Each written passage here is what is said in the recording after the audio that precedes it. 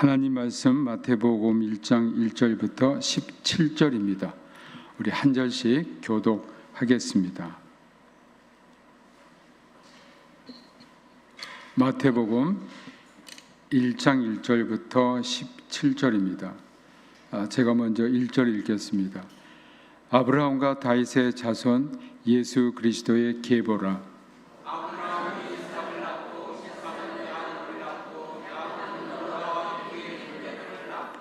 유다는 다말에게서 베레스와 세라를 낳고 베레스는 헤스론을 낳고 헤스론은 람을 낳고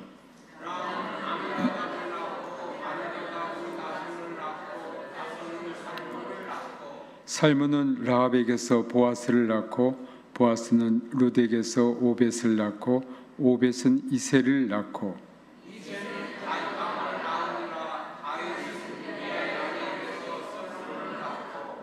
솔로몬은 르호보암을 낳고 르호보암은 아비야를 낳고 아비야는 아사를 낳고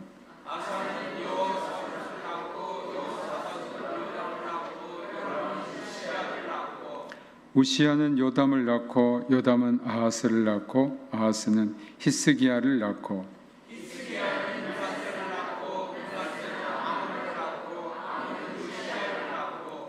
바벨론으로 사로잡혀 갈 때에 요시야는 요고냐와 그의 형제들을 낳으니라.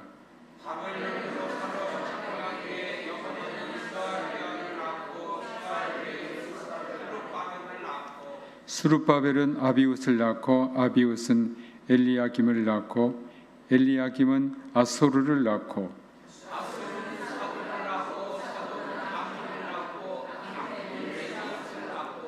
엘리웃은 엘레아살을 낳고 엘레아살은 마단을 낳고 마단은 야곱을 낳고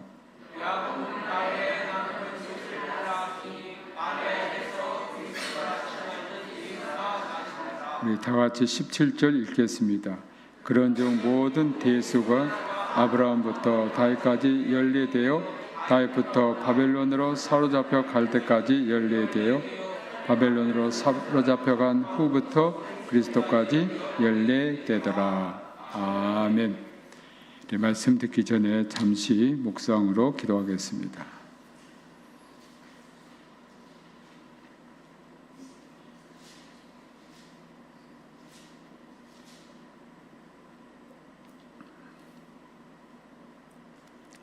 사랑의 아버지, 감사합니다.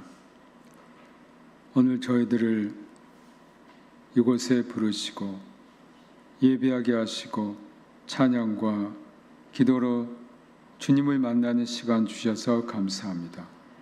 시간 우리 주 예수 그리스도의 계보를 배우는 시간입니다. 시간 성령님께서 우리의 마음의 문을 여시고 성령님께서 우리의 영의 눈이 뜨게 하셔서 주님의 음성을 듣고 주님을 보는 시간 되게 하옵소서. 주 예수 그리스도의 이름으로 기도하옵나이다. 아멘. 오늘 이 예수님의 계보는 마태복음에만 나올 뿐만 아니라 누가복음에도 나오고 있습니다. 여러분이 누가복음 3장 23절부터 38절에도 기록이 되어 있습니다. 그런데 이 마태복음과는 역순으로 기록이 되었어요. 그리고 아브라함 이전부터 아담에서 하나님까지 족보를 이렇게 기록하고 있습니다. 마태복음에서는 아브라함부터 이제 시작이 됐으나 누가복음의 계보는 이것과 조금 다르게 기록됩니다. 그것은 누가복음은 아담에서부터 시작이 됩니다. 이 마태복음은 계속 누가 누구를 낳고 그렇게 되어 있는데 누가는 아들로 올라갑니다. 그리고 다윗에게서는 거기서부터 계보가 갈려졌으나 스알디엘과 스룹바벨은 같이 취급하고 있습니다.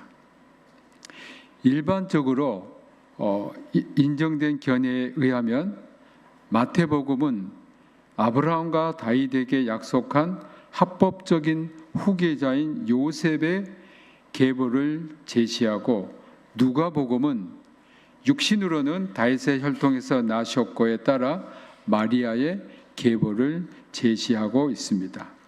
그래서 마리아 계보는 유대인의 풍습에 따라 남편의 이름을 따랐습니다.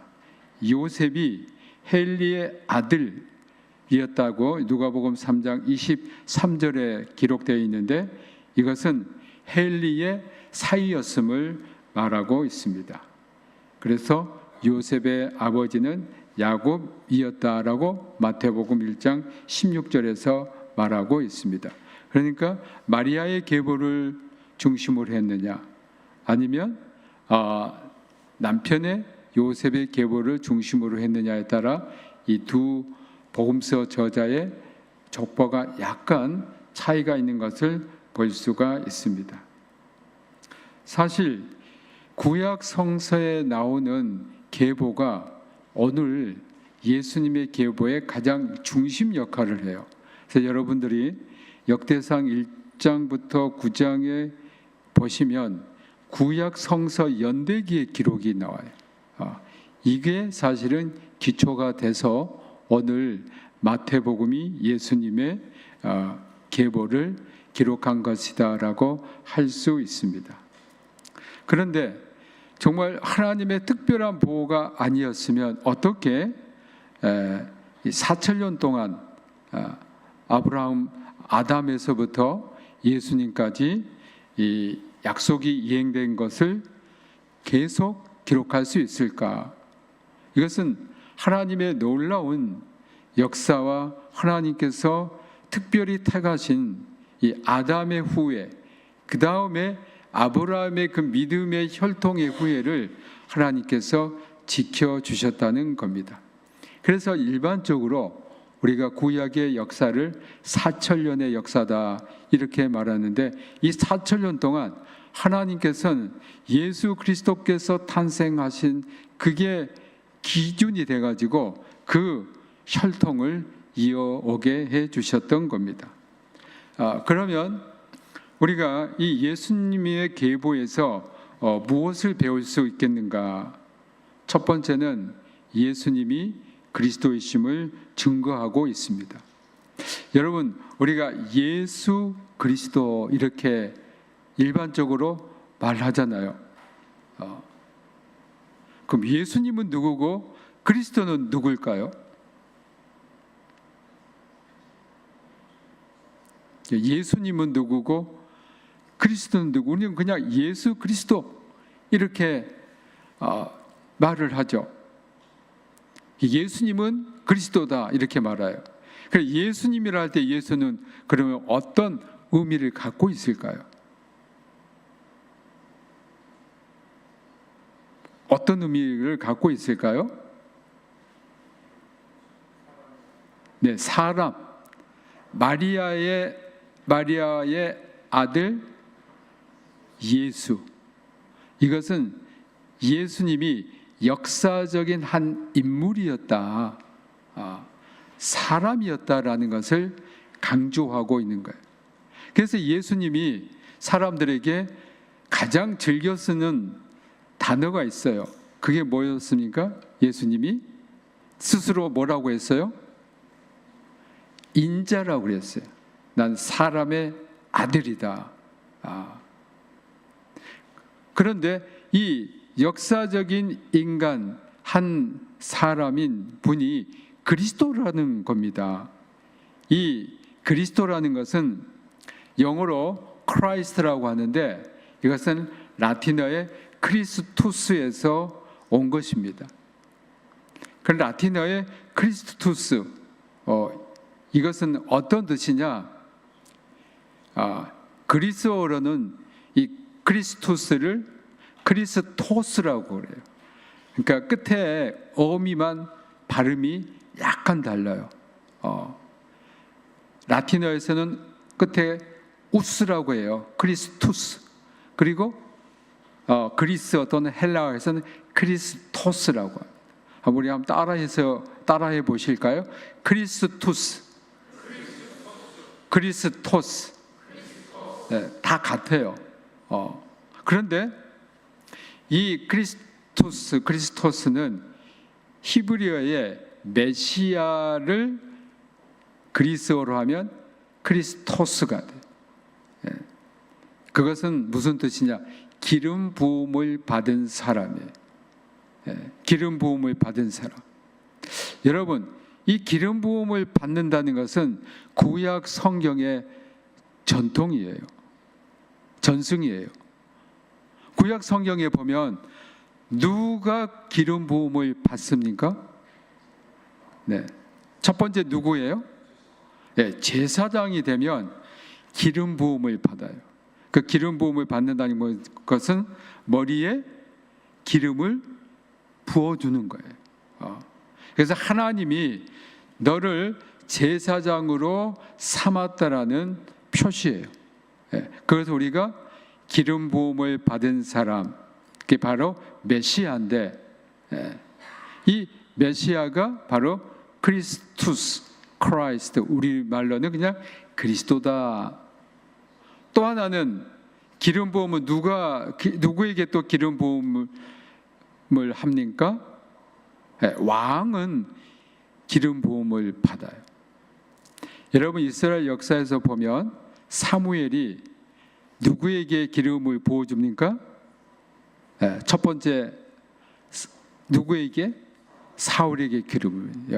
그 다음에 또 기름 부음을 받은 왕이 있어요. 누굽니까? 다윗. 이것은 내가 기름 부음을 받은 종이다, 왕이다, 이런 뜻이에요. 그래서 유럽의 왕들은요, 이 구약의 전승,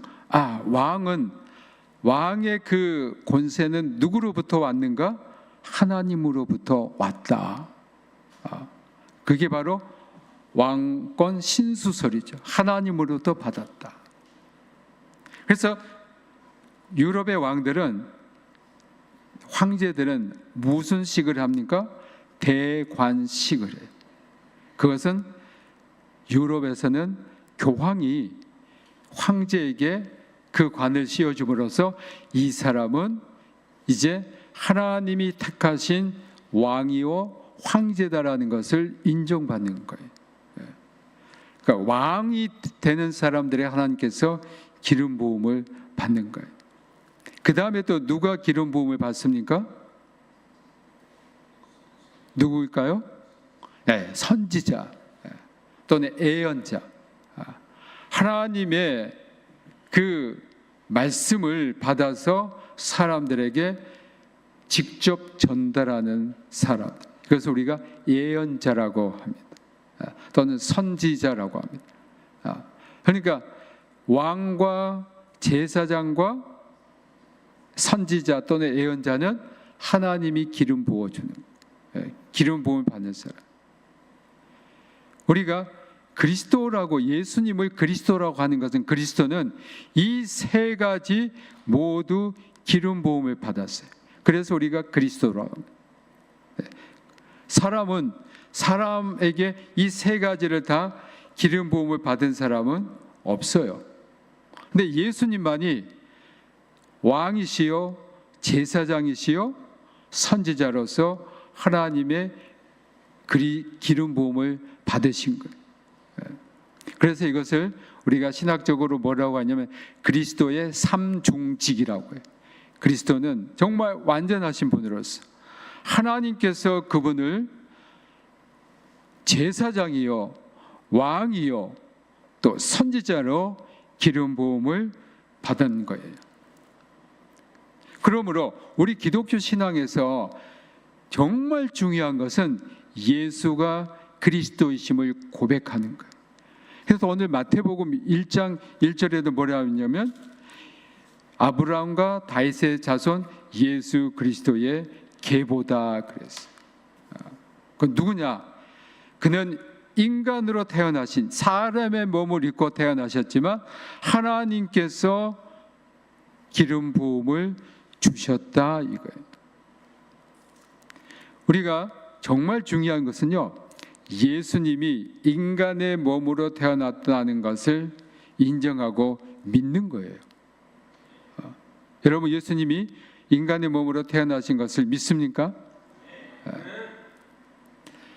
신학의 역사를 보면요, 예수님이 인간으로 태어난 것을 믿지 않은 많은 무리들이 있었어요.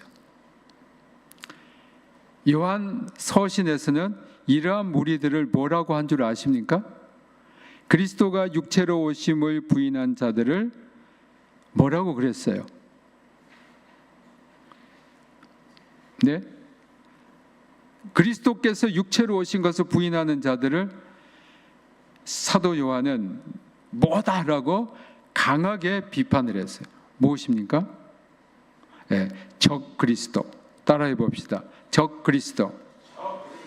그리스도를 대적하는 자들이에요.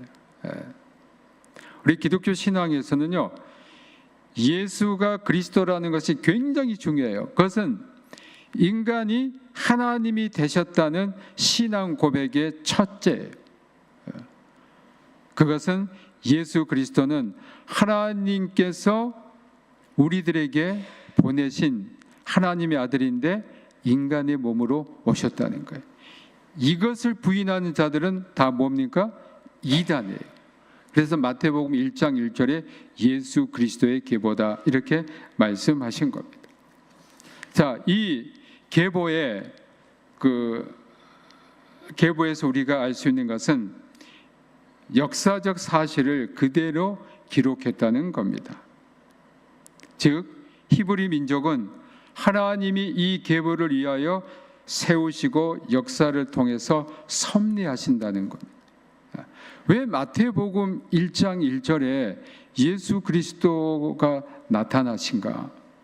그것은 인류의 역사는 예수 그리스도가 중심이 된다는 거예요. 여러분, 우리가 연도를 계산할 때 어떻게 합니까? AD 또 BC. AD와 BC의 중심이 뭐예요? 그리스도예요. AD라는 것은 아노 도미니의 약자예요. 그러니까 주님의 해 이후부터 이런 뜻이에요. BC는 before Christ, 그리스도 이전. 그리스도가 이 역사의 중심이 되는 거예요. 그래서 하나님께서 계보, 그리스도 예수의 계보를 신약 성경에 첫 번째 주신 거예요. 인류 역사는, 구약의 역사는 그리스도를 중심으로 해서 계속 진행하고 있었구나. 신약의 역사는 이제 다시 오실 그리스도를 기다리는 역사로 진행되고 있구나. 그래서 인류의 역사의 주인, 시간의 주인, 그분은 그리스도이라는 것을 우리에게 분명히 하신 겁니다. 마태가 기록한 족보는 사실 요약되어 있는 족보입니다. 어떤 이름은 생략되기도 했습니다. 그러나 이것 때문에 족보가 무가치하게 된 것은 결코 아닙니다. 그래서 마태는 이 족보를 기록할 때 14대씩 세기로 모두 42대를 기록했는데 그 기록한 연대는 2000년 동안 해당됩니다. 그래서 아브라함부터 오늘 우리 17절에 보면 아브라함부터 다윗까지 14대요. 이것은 대략 1000년에 해당됩니다. 그래서 1기는 1000년. 그리고 2기는 다윗부터 바벨론으로 사로잡혀 갈 때까지 14대라. 이것은 약 400년. 3기는 바벨론에서 이제 포로로 사로잡혀 간 후부터 그리스도까지 해서 약 600년에 해당되는 오늘 족보의 그 역사적인 시기, 그 기간은 약 6000년이 된다고 할 수 있습니다. 그런데 우리가 이 족보를 읽으면서 놀라운 사실이 하나 발견할 수 있어요. 그것은 유대인의 혈통과는 전혀 관계없는 이방인들이 족보에 나와요. 이 사실만 보더라도요, 성경은 참이다. 다시 말하면 역사를 왜곡하지 않았다는 거예요. 그런데 이 이방인들이 나오는데 그것은 사실 좀 창피한 이야기예요. 안 그렇습니까? 자, 다말이 나옵니다. 여러분 3절에 보면 유다는 다말에게서 베레스와 세라를 낳고, 다말이 누굽니까? 유다의 며느리예요. 자부예요. 여러분 이것은 있을 수 없는 일이죠. 있을 수 없는 일이에요. 만일 우리나라 옆에 있는 그 나라, 그 민족은 이렇게 됐으면 역사 왜곡을 딱 했을 거예요. 워낙 역사 왜곡을 잘하는 종족이라. 그러나 성경은 부끄럽지만 창피하지만 이것을 그대로 기록했습니다. 며느리에게서 대를 이었어요. 이것을 성경은 기록했습니다. 이것만 보더라도 성경은 참이다, 사실을 그대로 기록한 책이다라는 걸 볼 수 있습니다. 또 이방인이 나오죠. 라합이 나옵니다. 라합은 원래 어떤 사람이었습니까?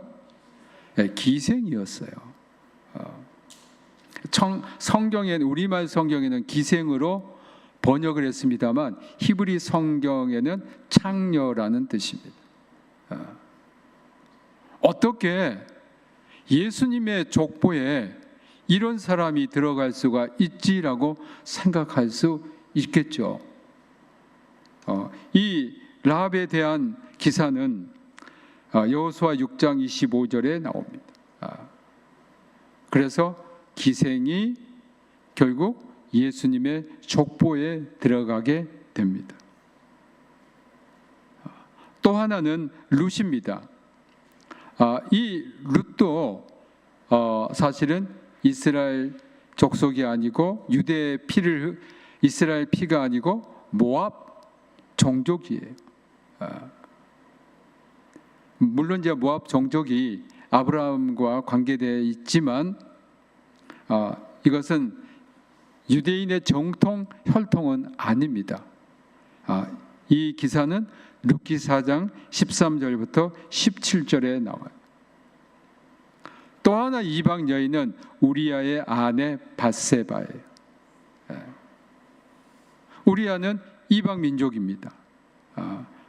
사실 용병으로 다윗의 용맹한 군대 장교가 된 사람이에요. 그런데 이 밧세바는 어떤 사람입니까? 다윗이 간통해가지고 강제로 뺐어. 그러니까 굉장히 부끄러운 그 역사. 사무엘상 12장 24절에 나옵니다.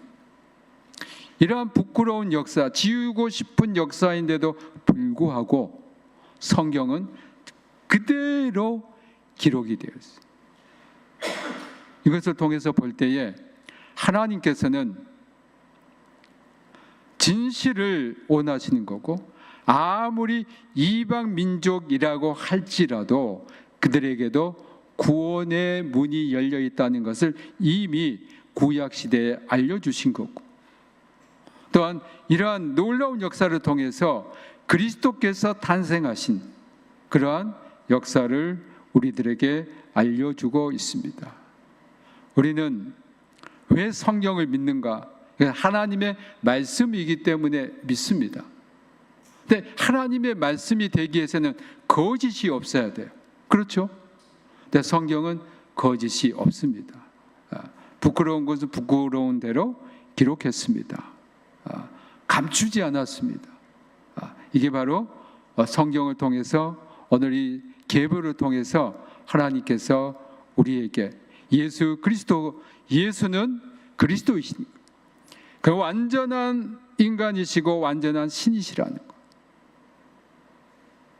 이 신앙을 우리가 지키고 고백해야 된다는 것. 그리고 성경의 그 모든 계보는 누구를 중심으로 삼고 있느냐? 예수 그리스도. 그리고 성경에 예수 그리스도의 이러한 계보가 나타났는데 거기에는 거짓이었고 참된 기록이라니까. 그래서 우리가 하나님의 말씀은 참되다 이렇게 믿을 수 있다는 것입니다. 혹시 여러분 오늘 이 예수님의 계보를 통해서 궁금하신 것이나 질문하실 것이 있으면 이 시간 말씀해 주시면 제가 답해 드리겠습니다. 네, 어려워하지 마시고 예수님 계보를 맨날 읽는데 낳고 예. 우리 예수님의 그런 계보에도 참 뜻이 하나님의 뜻이 있었다는 것을 우리가 알게 되었습니다. 예수 그리스도의 은혜와 아버지 하나님의 크신 사랑하심과 성령님의 감동하심이 예수님은 그리스도이시요 주님이심을 고백하는 그리고 인류 역사의 중심이며 하나님의 독생자 하나님이심을 고백하며 이 역사의 주인공, 시간의 주인공임을 믿고 따르고자 하는 여기 모인 모든 주님의 자녀들, 그들의 가족과 권속과 그들의 하는 모든 일과 평택대학교회와 평택대학교 피어선 기념학원, 이 나라와 이 민족 위에 북한에서 고난당하는 우리 믿음의 형제 자매들에게 지금부터 영원토록 함께하기를 축원하옵나이다. 아멘.